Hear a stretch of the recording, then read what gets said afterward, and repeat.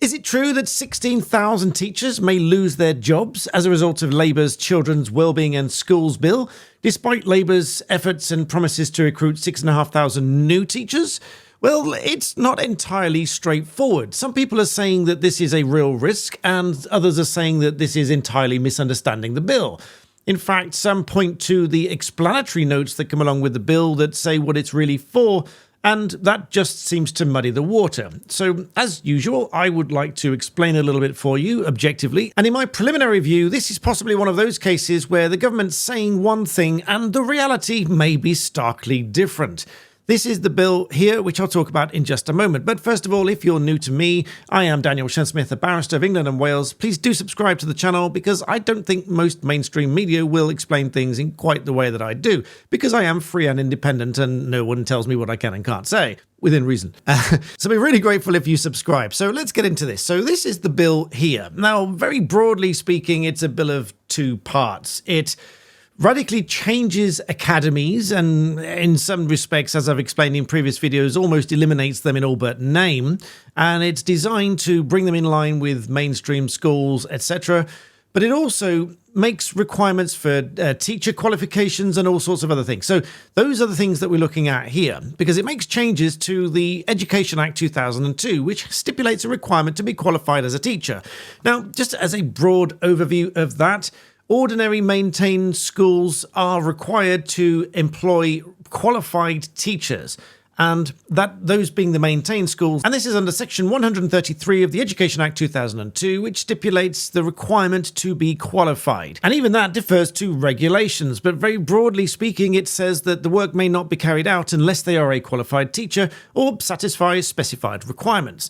Now, very broadly speaking, that is now being extended to academies. But the big question is, does that affect the existing teachers? That is the big question. Because if they bring this in as a new requirement, the obvious question is, does that apply just going forwards? Or does it grandfather in all of those existing teachers in academies who are not at the moment required to be qualified? Or do they suddenly lose their jobs? That's the big question here. Now, one might assume, and you'd be forgiven for assuming, that they should just protect those teachers that are currently in position. And in fact, that is one of the amendments that's been suggested against this bill. But that's not entirely clear cut. So if we go to the bill now, we'll take a look here. Clause 40 of the bill amends the Education Act to insert the requirement that academies are also required to employ teachers who are qualified. You don't need to worry about the way that this is worded. This is just jumbling around the text and the paragraphs and essentially amending subsection 6 to include in there academies. So the inserted bit will be academies of a description specified by the Secretary of State in regulations under this section. Now, those two bits in combination, the regulations that specify the academies and the regulations that specify the qualifications, will be set by the Secretary of State. So in other words, the Education Act is going to be amended to require that academies employ qualified teachers.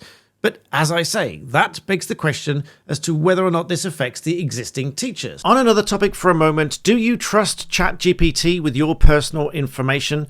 Because even if you don't put your details into ChatGPT, other companies might do that you may have contracted with, because artificial intelligence systems very often learn on business data, whether that's ChatGPT or the Chinese version DeepSeek. And so even if you don't use it, this might give you cause for concern, because there's a data leak reported for ChatGPT, which has reportedly leaked personal details, conversations with these chatbots, login credentials, which might include all sorts of information about you.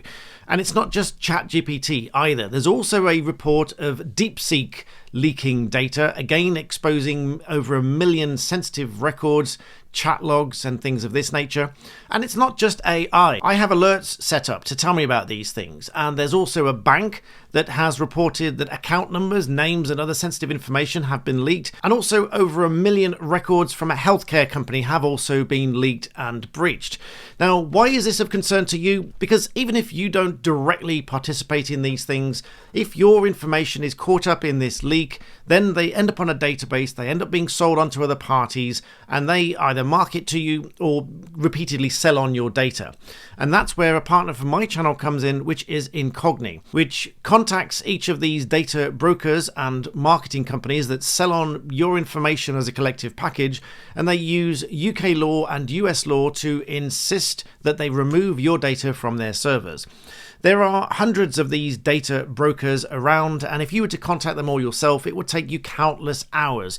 But with Incogni, when you sign up, you get a dashboard. They do all of the work for you. They give you a report week on week telling you how many companies they've contacted, how many companies have removed your data from their servers, and ultimately that helps to prevent you from falling victim to identity theft and, of course, junk mail, junk marketing calls, and all sorts of other things.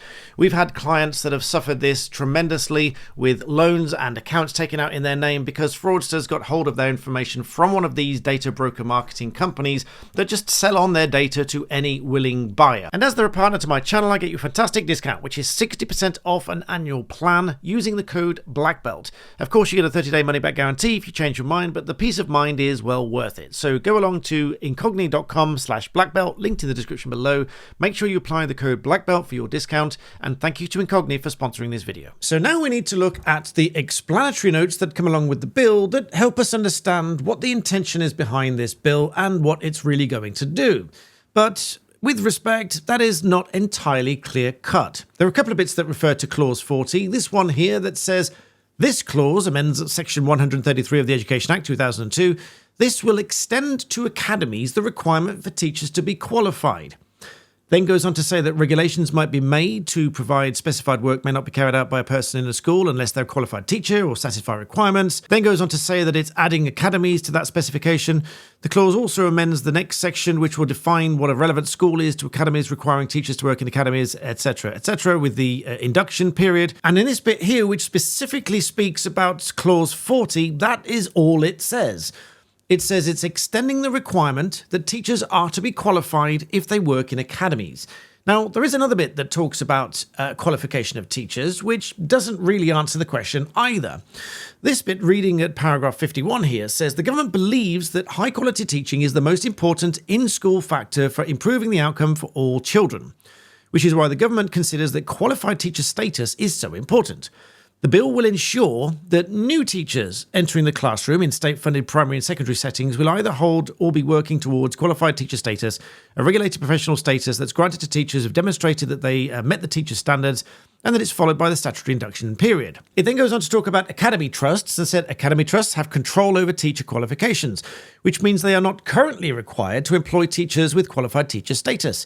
Having qualified teacher status is currently a legal requirement for teachers to be able to teach in maintained primary, secondary and special schools, where funding is provided through local authorities in England, subject to limited exceptions. Then the bit in purple says, the bill would introduce legislation to ensure academies and local authority maintained schools are required to employ teachers with qualified teacher status and extend the requirement of statutory induction to qualified teachers in academy settings for them to work as a teacher there. This would mean there is an aligned approach on the employment of teachers across all state-funded primary and secondary schools, which obviously then would include academies. But if you read that several times over very carefully, whilst it does say that, quote, the bill will ensure that new teachers entering the classroom in state-funded primary and secondary settings will either hold or be working towards qualified teacher status, it doesn't say that existing teachers in academies that do not hold qualified teacher status are grandfathered in and thus protected. Thus, it is not clear. And I think law should be clear. I spend most of my profession telling people that law should be clear. And if it's not clear, then it needs to be amended.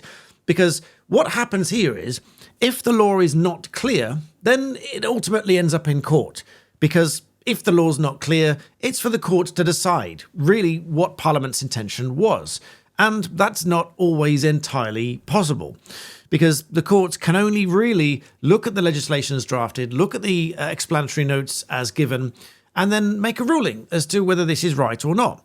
So the outcome of this could well be that academies decide, well, these teachers are not qualified, the law says they need to be qualified, therefore they lose the job.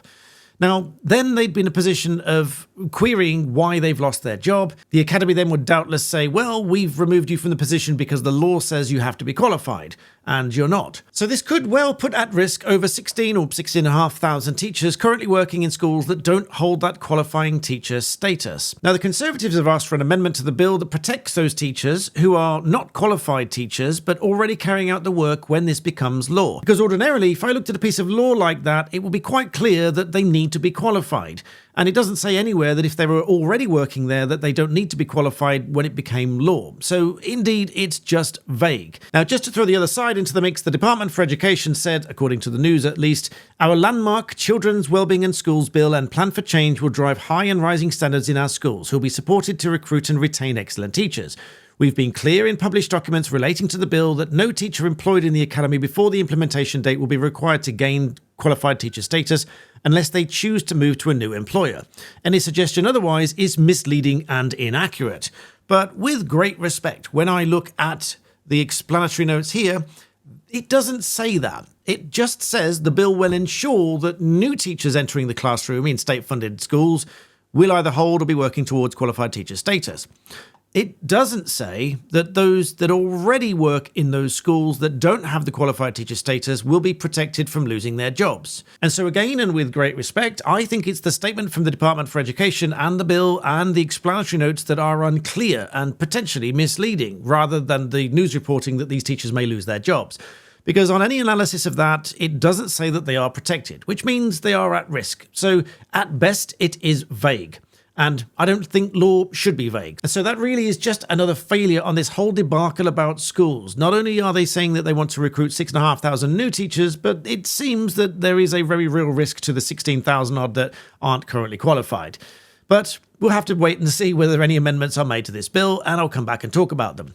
But now also, is it also true that Keir Starmer might be backing down to pressure from Donald Trump and perhaps even Elon Musk? Now, this is with reference to the Online Safety Act, which in very, very broad overview means that companies have an obligation to remove harmful content from their platform. Otherwise, they might face huge fines from the UK under this legislation. It includes huge fines up to £18 million or 10% of their revenue for firms that fail to remove this harmful content.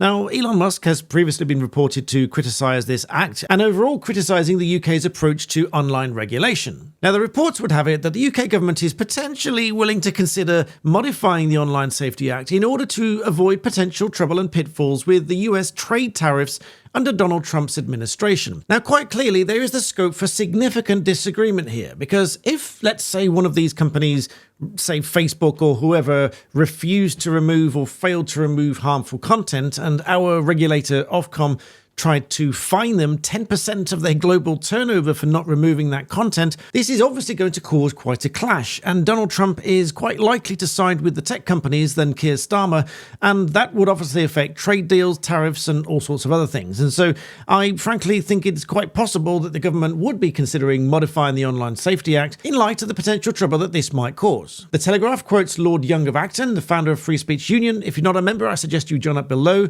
who said the government was on a collision course with US tech companies.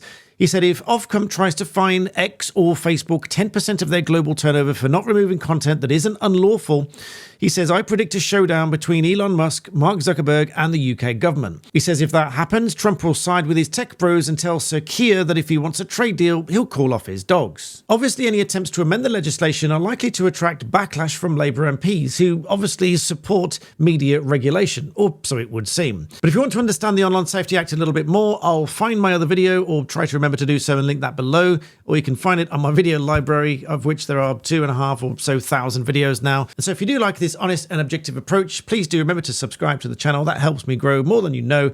And as always, thank you for watching.